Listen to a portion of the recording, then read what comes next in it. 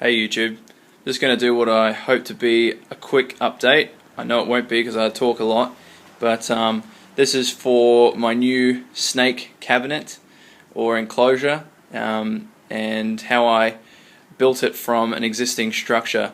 So I'm going to go ahead and show you current enclosure.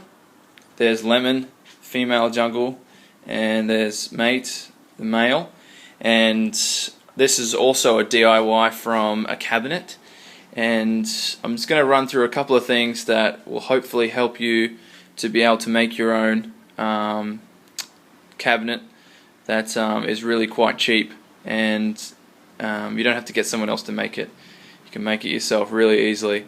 As you can see, I've got these custom hides here that I've made from foam, and we've painted and put some sand things on there. I'll show you exactly what I'm going to use them for shortly. But the reason I'm changing or upgrading is because, as you can see, it's 4 foot, but it's quite low. And if anyone's owned jungle carpet pythons or seen them in the wild, most snakes, most carpet pythons like to climb, particularly jungles. They like to climb through the trees and things. That's why they're up in those shelves there. And when they were little, it was really good, but now I want them to get a little higher. So that's why on Gumtree, hopefully I've inserted a picture of the existing structure of this cabinet.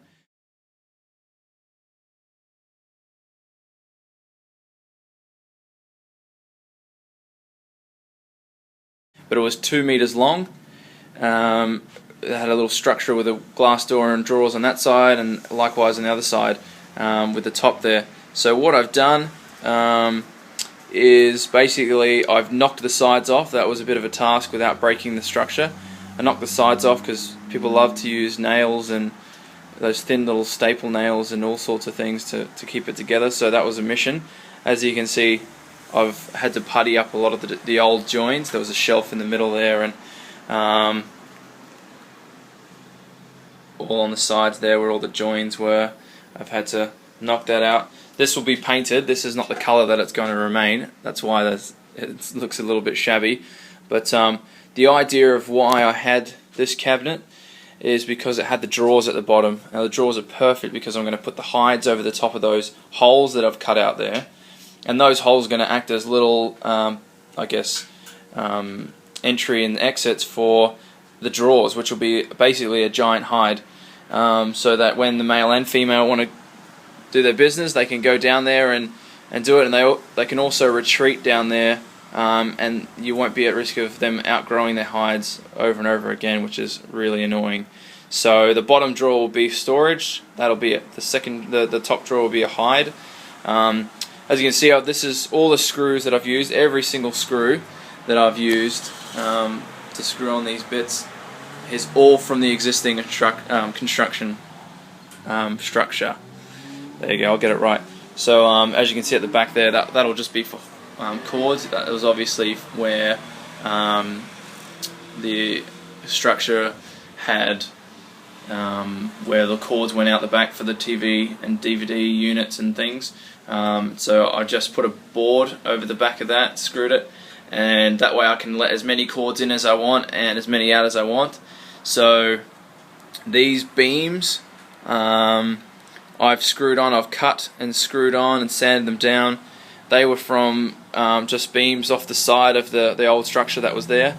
And the reason why I have these is the same reason why they're on this one, is so that when you go to a hardware store, you can buy these little metal guttering things. I don't know what you're going to call them, but I just found them there, and that's what you slide the glass in when you get a custom cut the glass.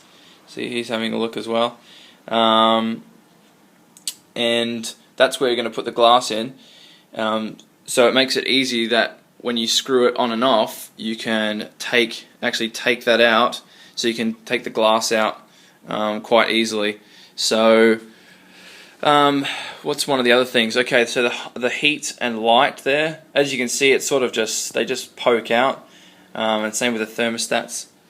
They're not too bad, they just sort of sit there, but you can see that the heat and the light just sort of poke out from the back there. It looks a bit hideous. So one of the things I'm going to be experimenting with is actually above these shelves here, in this space in the top, I'll be putting zigzagging heat cord from right to left, zigzagging all the way along, and having the hotspot from the top down, but having a heat cord. And as long as it's not touching anything, and having some heat-proof mesh to go over the top, that'll be for the heat source, regulated by a thermostat.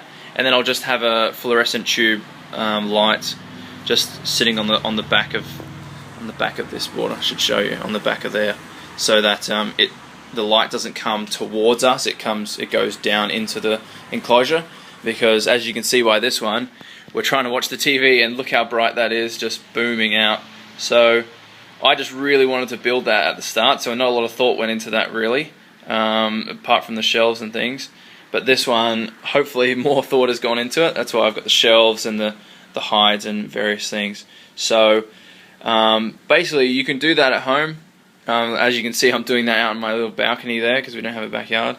But all I've done is found a free cabinet on Gumtree, seen the potential, cut it all to size. Those shelves are actually offcuts from that top there, and I put this on hinges so that I can close that back down. Even though the glass will be the main entry and exit for me to get them in and out. That will be there so that I can perform maintenance and what have you without having to unscrew anything. So basically, I know it's taken long for me to explain all that, but that's basically my. It didn't take a lot of work, but I mean I enjoy it. I enjoy filling all the gaps and making sure it looks all nice, sanding it all down. So I mean that's what's so cool about doing your DIY projects. I still need to sand a little bit more of that down. Once it's painted, it'll look real good, hopefully. So you can see where it was all there before, the shelves were. I've been given some paint. It's called 3-in-1. I'm just going to show you quickly. 3-in-1, interior and exterior. It's basically a primer and you know, an undercoat and an overcoat, whatever you have. It's basically the best thing to use to paint over stained and polished wood, so you don't have to sand the whole thing down. You just have to make sure it's obviously clean, which I'll do shortly, and then you can actually paint over the varnish, and that silky coating, it'll stick to it, which is excellent. And so after that you can sort of paint it whatever colour you wish. So that's going to go into that space there and hopefully look a million times better. But I hope you've enjoyed that. Post any questions you would like about my snakes or about making the cabinet. Yeah, thanks for watching.